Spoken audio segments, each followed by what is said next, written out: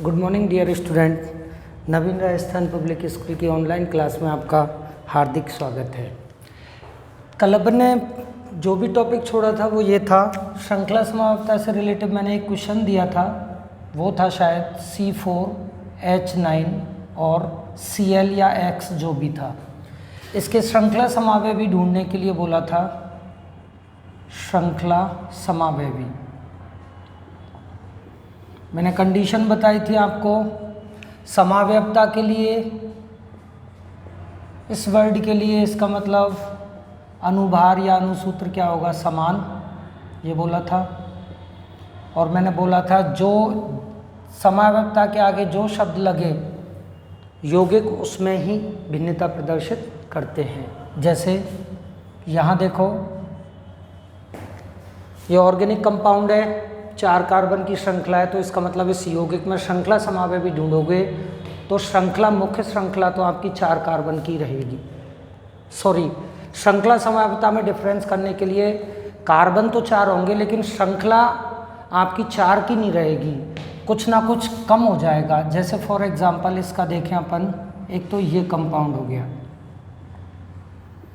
इसमें मेन श्रृंखला आपको देख लो 4 की है, नाम बता ही दिया था 1, 2, 3 and 4।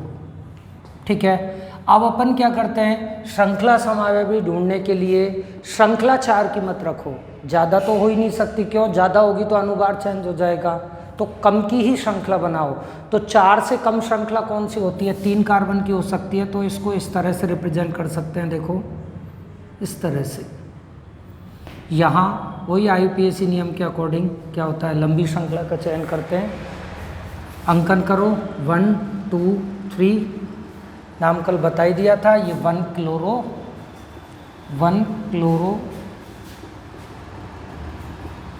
Butane.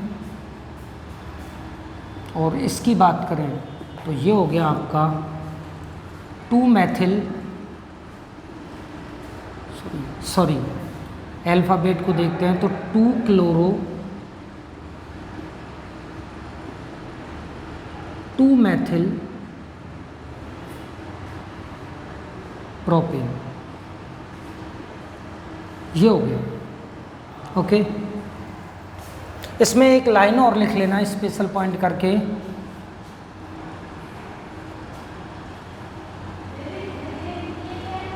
Alkyl halide short में लिख देते हैं, RX द्वारा प्रदर्शित, RX द्वारा प्रदर्शित श्रृंखला समावयवियों, श्रृंखला समावयवियों हेतु न्यूनतम आवश्यक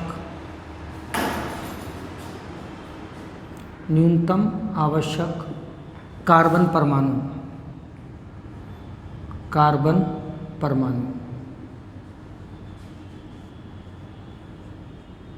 बराबर ये होते हैं आपके 4। ठीक है, श्रृंखला समावयवता को यहीं अपन कंप्लीट करते हैं। इसके बाद आपकी दूसरी बताई थी मैंने कल जो भी थी, ये थी अपनी स्थिति, इसमें ही लिखते हैं, चलो स्थिति समावयवता।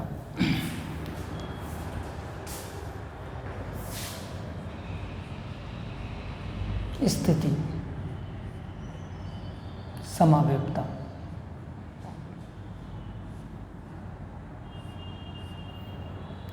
यहाँ की कंडीशन आपको मैंने कल बताई थी।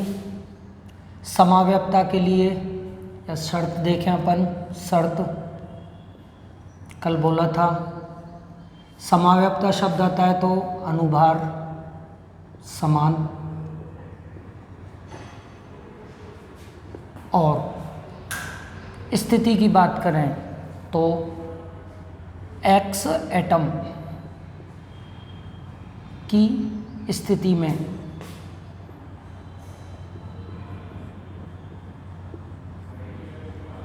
भिन्नता होगी, भिन्नता होगी। ठीक है, बट ध्यान रखना लेकिन मुख्य कार्बन श्रृंखला, मुख्य कार्बन श्रृंखला समान होगी, समान रहेगी। ओके, ये डेफिनेशन भी मान लो या इसकी शर्त भी मान लो। ठीक है, इसके लिए अपन एग्जाम्पल देते हैं। यहाँ एग्जाम्पल देखो, स्पेशल पॉइंट को नोट आउट कर लेना। एल्किल हैलाइड द्वारा प्रदर्शित स्थिति समावयवियों हेतु न्यूनतम आवश्यक कार्बन परमाणु चाहिएंगे आपको 3। जैसे एग्जाम्पल दें अपन इसका, ऑर्गेनिक कंपाउंड है जिसका अणुसूत्र हो गया C3H7Cl, द्वारा प्रदर्शित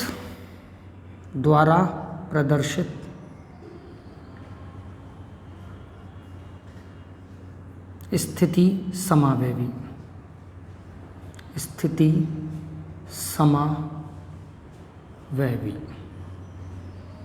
ठीक है, ये फाइंड आउट करने हैं। तो सिंपल सी बात है, मुख्य कार्बन श्रृंखला तो समान रहेगी, स्थिति में भिन्नता आएगी। 3 कार्बन है तो मुख्य श्रृंखला 3 कार्बन की होगी। तो देखो कौन सी होगी, एक तो 3 कार्बन की श्रृंखला 1 2 3, क्लोरीन लास्ट में जोड़ दो, नंबरिंग करेंगे 1 2 एंड 3। ठीक है, अब नेक्स्ट जो देखोगे आप उसमें क्या होगा, श्रृंखला तो क्या रहेगी 3 की रहेगी, लेकिन इसकी पोजीशन क्या होगी, चेंज होगी। कैसे लिख सकते हो, देखो 1 2 एंड 3, ये वही, चलो ये जो पोजीशन चेंज कर दी तो ये 1 2 एंड 3।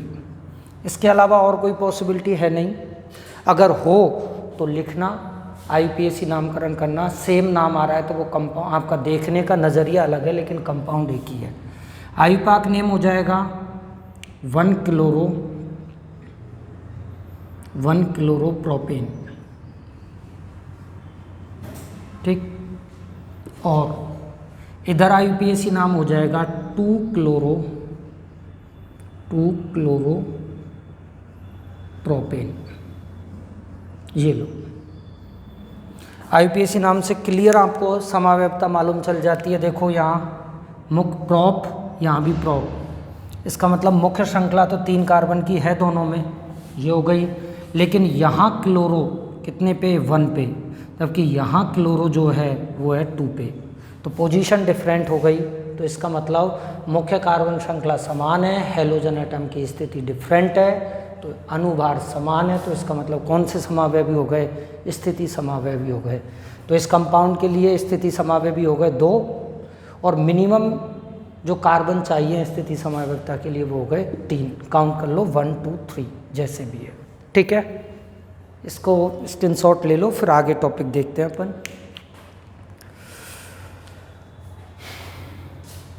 चलो, ये अपनी समावयवता के बारे में थोड़ा सा हिंट दे दिया अपन ने, तो कभी आ जाए क्वेश्चन तो अच्छा है।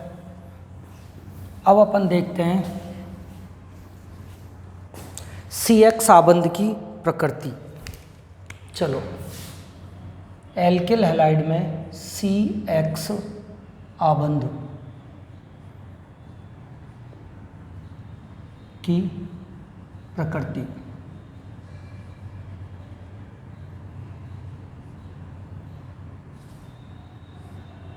ये देखो अब इसमें क्या होता है,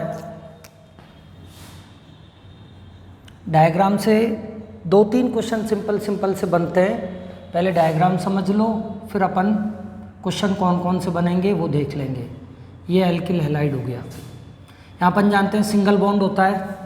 सिंगल बॉन्ड को मैं इस तरह से रिप्रेजेंट न करके मैं इस तरह से ये मान रहा हूँ कि इस कंडीशन में दोनों परमाणुओं के बीच में इलेक्ट्रॉन डेंसिटी सेम रूप से डिवाइड है। ये लो, अब यहाँ देखो, अपन जानते हैं अच्छी तरह हेलोजन आवर्त सारणी में राइट हैंड साइड आते हैं, कार्बन लेफ्ट हैंड साइड आ जाता है, यानी बाएं से दाएं चलते हैं, लेफ्ट टू राइट, तो विद्युत ऋणता बढ़ती है।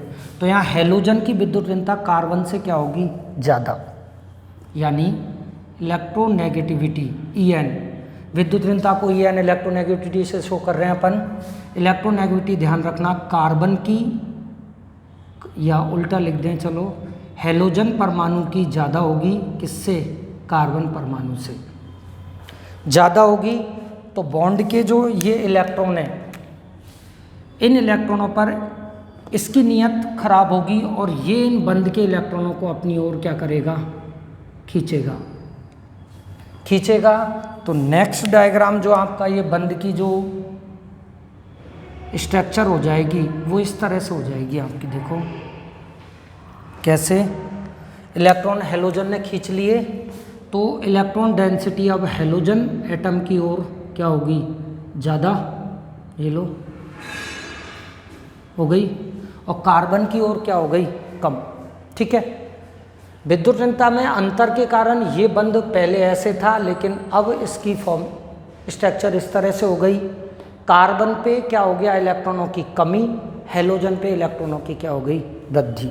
ठीक है, अपन जानते हैं इलेक्ट्रॉन की वृद्धि होगी तो यहाँ क्या आएगा, माइनस, आंशिक, डेल का मतलब होता है आंशिक, ध्यान रखना, डेल का मतलब हो जाता है आपका आंशिक, पार्शियली, आंशिक।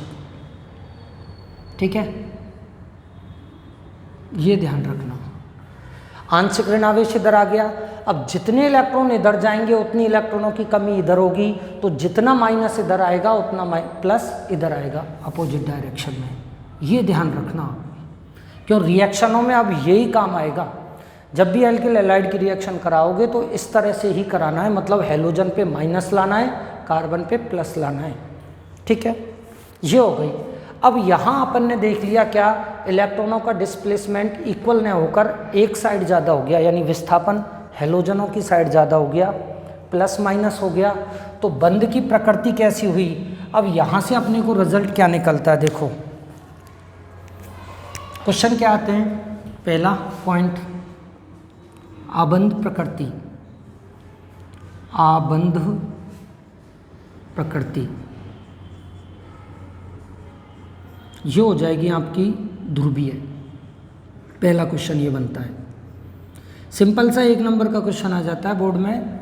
एल्किल हैलाइडों में CX आबंध की प्रकृति कैसी होती है, ध्रुवीय।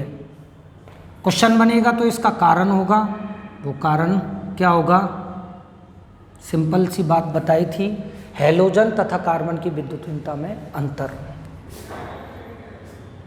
हेलोजन तथा कार्बन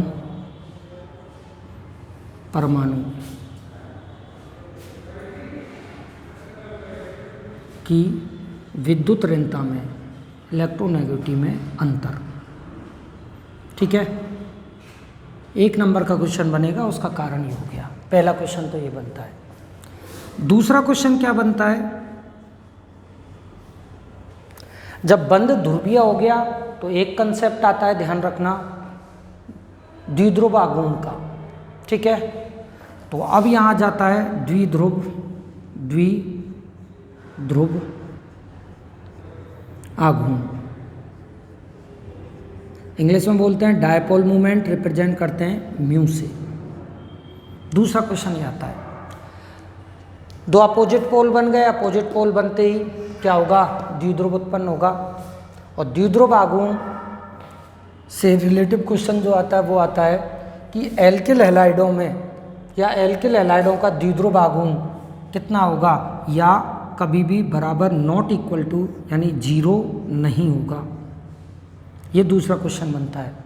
क्या, पहला क्वेश्चन तो बना है इसकी बंध की प्रकृति कैसी हुई, ऐसी, किसके कारण, इसके कारण।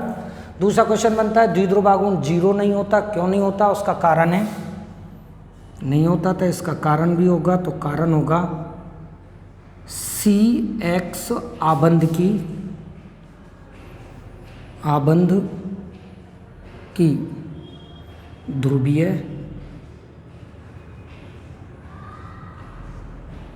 प्रकृति, पोलर नेचर, ध्रुवीय प्रकृति। ये दूसरा क्वेश्चन बन गया। ठीक है, तीसरा बनता है यहाँ आपको काफ़ी सारे एल्किल हैलाइड दे देगा और उनकी ध्रुवता या बंध की ध्रुवीय प्रकृति का घटता या बढ़ता क्रम पूछ लेगा। जैसे यहाँ बन जाएगा बंध ध्रुवता, बंध ध्रुवता का क्रम। कैसे, ध्यान रखना, जैसे R एक तो हो जाएगा F, एक हो जाएगा R Cl, एक हो जाएगा R Br, एक हो जाएगा R I। एल्किल समूह सेम है, बस डिफरेंस है हेलोजन परिवार, हेलोजन एटमों का। इसके लिए ध्रुवता का क्रम, सीधी सी बात क्या हुई, विद्युतीनता में जितना ज़्यादा अंतर होगा ध्रुवीय नेचर उतनी होगी। तो इसका अपन अच्छी तरह कंसेप्ट जानते हैं कि विद्युतीनता का क्रम क्या होता है, अपन जानते हैं, पीरियोडिक टेबल में पढ़ा है, विद्युत ऋणता, या शॉर्ट में लिख दें इलेक्ट्रोनेगेटिविटी का क्रम क्या होता है, सबसे ज़्यादा फ्लोरीन की पूरी आवर्त सारणी में, उसके बाद क्लोरीन, फिर ब्रोमीन और लास्ट में आयोडीन। ठीक है, ये हो गया। आर सेम है, विद्युत ऋणता का क्रम देख लिया, कंसेप्ट मालूम ही है, विद्युत ऋणता में जितना अंतर होगा उतना माइनस इधर आएगा, उतना ही प्लस इतना आएगा, जितना प्लस माइनस आएगा बंध उतना ही ध्रुवीय होगा। तो ध्रुवता का क्रम अगर देखें तो सबसे ज़्यादा विद्युत ऋणता इसकी, तो कार्बन और फ्लोरीन में विद्युत ऋणता में अंतर ज़्यादा होगा, उससे कम इसका, उससे कम इसका और उससे कम इसका। तो क्रम क्या हो गया, सबसे ज़्यादा बंध ध्रुवीय है इसमें, उसके बाद इसमें और उसके बाद इसमें। ठीक है, एक ये हो गया। किससे देखा है, इसका कारण क्या हो जाएगा, विद्युत ऋणता में अंतर। इसके लिए अगर अपन कारण की बात करें, कारण कि भाई कारण क्या है इसका, कारण हो जाएगा वही कार्बन तथा हेलोजन एटम की इलेक्ट्रोनेगेटिविटी में अंतर। ठीक है, हो गया। ठीक है, एक चौथा पॉइंट और आ जाते हैं अपन, लगे हाथों ले लेते हैं। बंध जितना ज़्यादा ध्रुवीय होगा उतनी ही उसकी बंध आघूर्ण होगा। ध्यान रखना, एल्किल हैलाइड सामान्यतः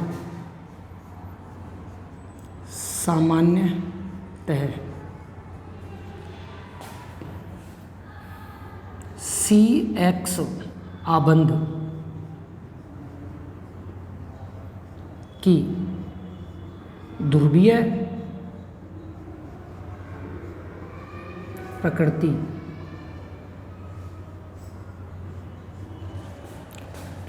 बढ़ने पर, बढ़ने के साइन को इस तरह से लिख रहा हूँ मैं, बढ़ने पर क्या होगा, डायपोल मूवमेंट भी क्या होगा, बढ़ेगा। क्यों, क्योंकि द्विध्रुव आघूर्ण भी अपन जानते हैं क्या होता है, डायपोल मूवमेंट भी अपन जानते हैं क्या होता है, plus minus Q multiply by T। यानी दो आवेशों, विपरीत आवेश, ये प्लस Q, ये माइनस Q, आवेशों का परिणाम और इनके बीच की दूरी D का क्या होता है, गुणनफल होता है। ठीक है, सामान्यतः CX आबंध की ध्रुवीय प्रकृति बढ़ेगी तो क्या होगा, द्विध्रुव आघूर्ण म्यू का मान भी क्या होगा, बढ़ेगा। ये और ध्यान रखना। तो अब यहीं आपका एक क्वेश्चन बन जाता है। क्या क्वेश्चन बनता है, वो दे देता है आपको, चलो इधर लिख देते हैं क्वेश्चन।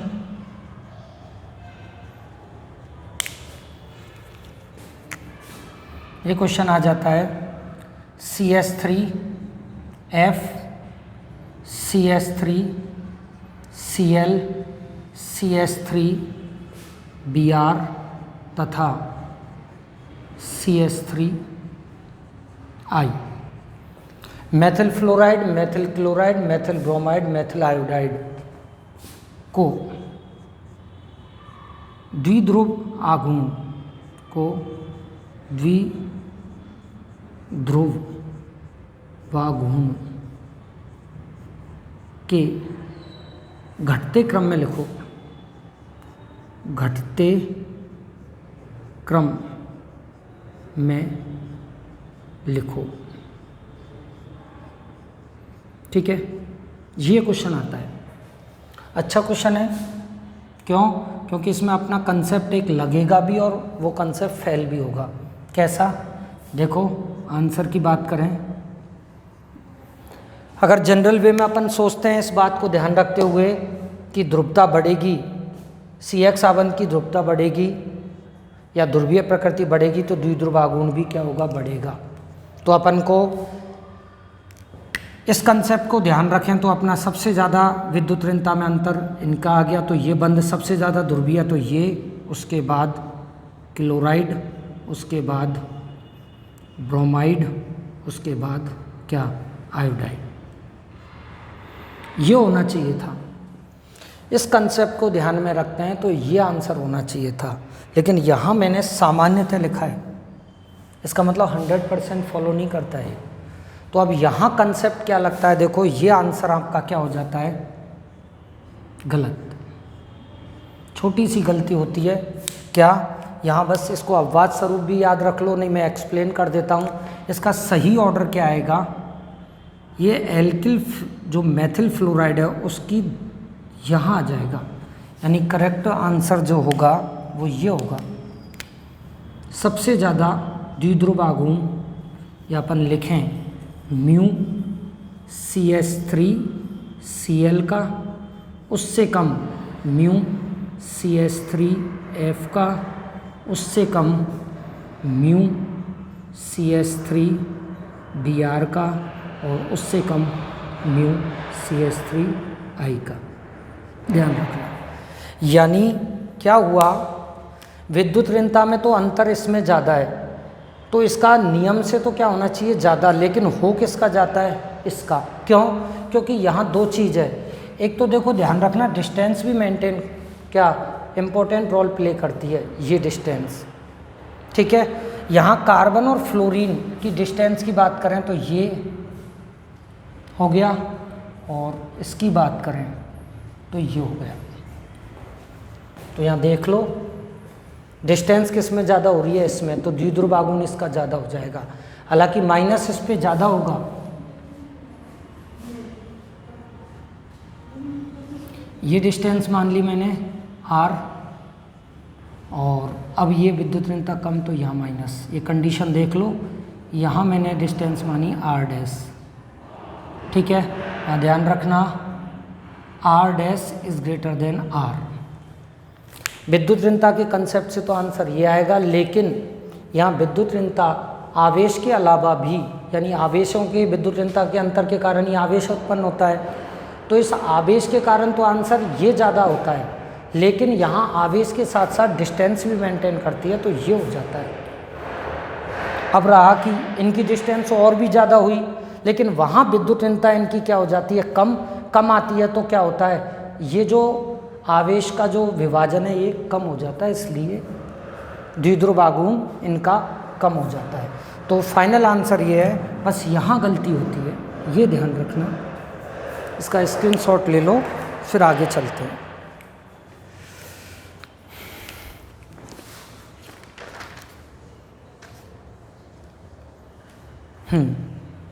चलो, ये हो गई बंध की प्रकृति। इसको अच्छी तरह ध्यान रखना। अब जब रिएक्शन आएंगी तो बंध को इस तरह से तोड़ोगे, यानी माइनस इस पे प्लस इस पे। यहाँ से एक्चुअल आपका चैप्टर चालू होगा।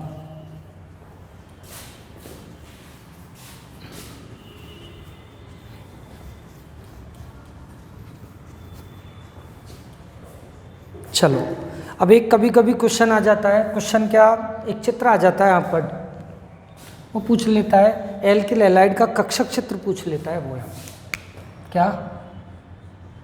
एल्किल हैलाइड जैसे CH3 Cl मान लो या X मान लो का कक्षक चित्र। ध्यान रखना, एल्किल हैलाइड बोलेगा तो अपन मेथिल मानते हैं, मिथाइल। क्यों? क्योंकि जैसे जैसे एल्किल ग्रुप बढ़ेगा कक्षक चित्र बनाने में कॉम्प्लिकेशन होंगे, तो अपन छोटा से छोटा एल्किल समूह लेते हैं इसको। अब यहाँ अपन जानते हैं क्या, कार्बन की जो संकरण है वो है sp3। sp3 होता है तो कार्बन के पास कितने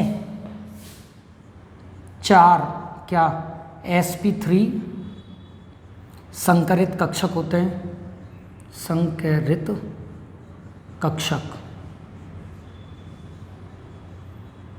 ये 4 संकरित कक्षक होंगे।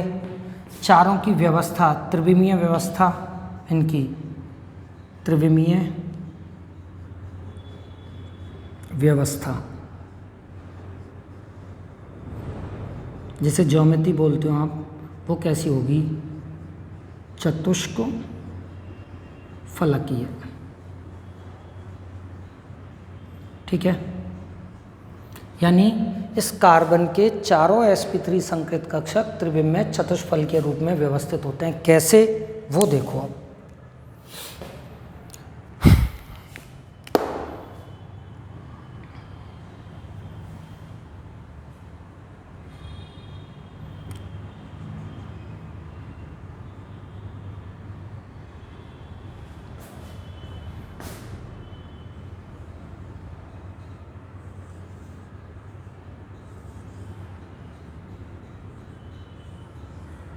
ये हो गए,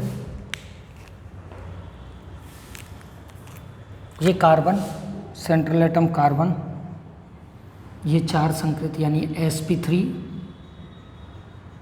हाइब्रिड ऑर्बिटल, इंग्लिश में इसको कहते हैं HO हाइब्रिड ऑर्बिटल।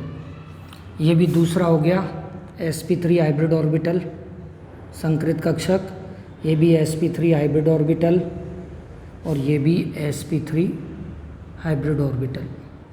ठीक, अब हैलोजन भी है, हैलोजनों के पास p कक्षक होते हैं। दूसरा बना लें अपन, हैलोजन की बात करें तो हैलोजनों का pz कक्षक यहाँ, इससे क्या करता है, अतिव्यापन करता है। ये लो भाई, ये हैलोजन यानी कौन सा, हैलोजन को रिप्रेजेंट कर रहे हैं X। हैलोजनों के पास आपका Np से pz कक्षक ले लिया अपन ने। N क्या होता है, आवर्त की संख्या, फ्लोरीन है तो 2, क्लोरीन है तो 3, जैसे जैसे बढ़ते जाएंगे बढ़ती जाएगी। ठीक है, इसको हटा दें, समझा दिया। अब यहाँ देखो क्या होता है, कार्बन का एक sp3 संकरित कक्षक हैलोजन परमाणु के pz कक्षक के साथ समाक्षीय अतिव्यापन करता है। जी, हेड टू हेड कॉलिजन होती है वो कहलाता है, फेस टू फेस क्या कहलाती है, समाक्षीय अतिव्यापन हो गया। ठीक है, और समाक्षीय अतिव्यापन में कौन सा बॉन्ड बनाता है, सिग्मा। ठीक, इसके बाद क्या हुआ अपना, देखो अब बचे कितने, कार्बन से कितने हाइड्रोजन जुड़ रहे हैं, 3, और कार्बन के पास एक sp3 हाइब्रिड ऑर्बिटल, तो यहाँ समाक्षीय अतिव्यापन में भाग ले लिया। बाकी के 3 बचे जो किससे जुड़ेंगे, तीनों हाइड्रोजनों से। हाइड्रोजन के परमाणुीय कक्षक अपन जानते हैं गोलाकार होते हैं, ये लो, ये हो गए। कौन सा होता है, 1s, इस पे भी 1s और इस पे भी 1s। ठीक है, हो गया। अब क्या होगा, ये भी समाक्षीय अतिव्यापन करेंगे, ये लो, इनमें भी समाक्षीय अतिव्यापन हो गया। तो ये भी कौन से बॉन्ड हो गए, सिग्मा, सिग्मा और सिग्मा। ठीक है, ये क्या हो गया, कक्षक चित्र हो गया। कक्षक चित्र किसका, एल्किल हैलाइड का। आया हुआ है, बोर्ड में काफ़ी बार आ जाता है। इसको शॉर्ट में कैसे रिप्रेजेंट कर देते हैं अपन, अब इसको बॉन्ड की फॉर्म में लिखें तो बॉन्ड की फॉर्म में लिखेंगे तो कैसे, देखो ये कार्बन 1 2 3, यहाँ X, ये हैलोजन। ठीक है, ये हैलोजन, ओके, ये सिग्मा और ये सिग्मा, ये सिग्मा, ये सिग्मा, H H और क्या H, ये हो गए आपके। ठीक है, यहाँ क्वेश्चन क्या बनता है, पहला क्वेश्चन कार्बन की संकरित अवस्था,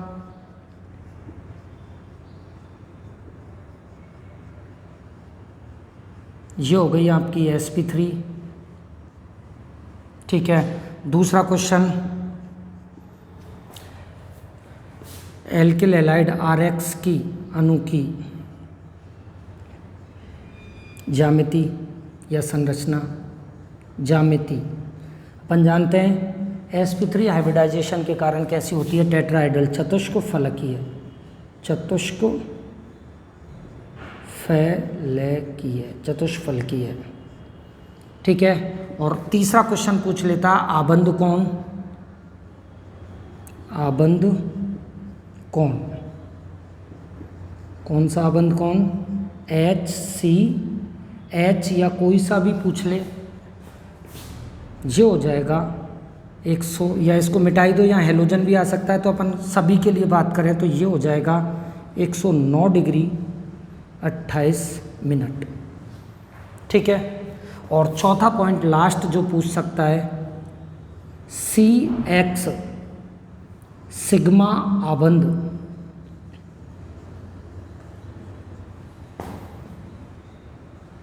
ध्यान रखना कार्बन के sp3 संकरित कक्षक व हाइड्रोजन एटम, हाइड्रोजन परमाणु के 1s कक्षक के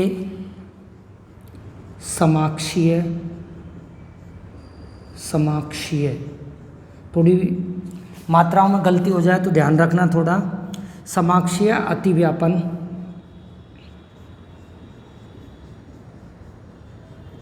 का परिणाम है।